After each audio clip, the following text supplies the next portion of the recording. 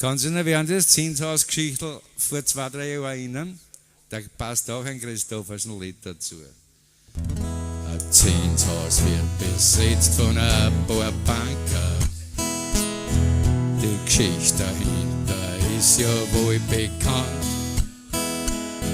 Zum Rahmen braucht man 1700 Mann da.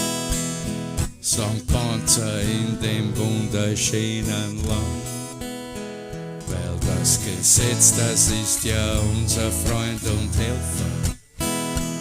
Ja, brauchen keine Hausbesetzer, Banker. Die brave Leute verstören wir die und mich. Ja, die und mich.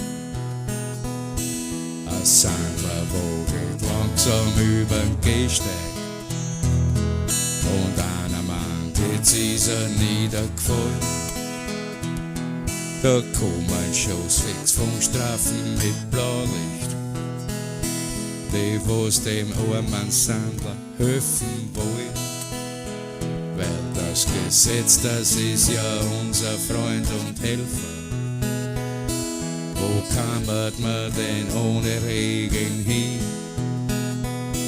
Wir brauchen keine angesoffenen Sandler.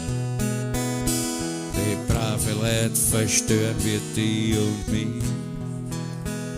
Auf der Straßen tanzt verträumt und heuer Hippie.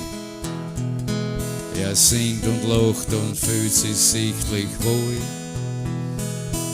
4 Mann in Uniform, die haben ihm schnell umzingelt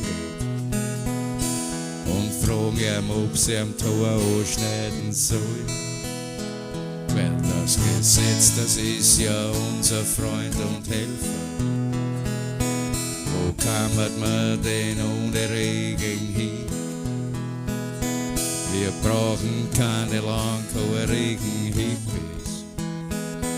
Die brave Leute verstören wir die und mich. Seid dankbar für den Schutz durch die Gesetze. Holt euch dran und stellt's nicht auf am Bahn. Und fragt euch nicht, wenn's damals wohl beschützt hat, wie's den Jesus auf sein Kreuz angenagelt haben. Weil das Gesetz, das ist ja unser Freund und Helfer. Wo kammert man denn ohne Regen hin? Wir brauchen keine friedlichen Propheten.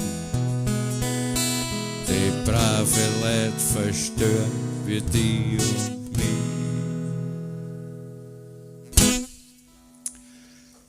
Ja, law is for protection of the people.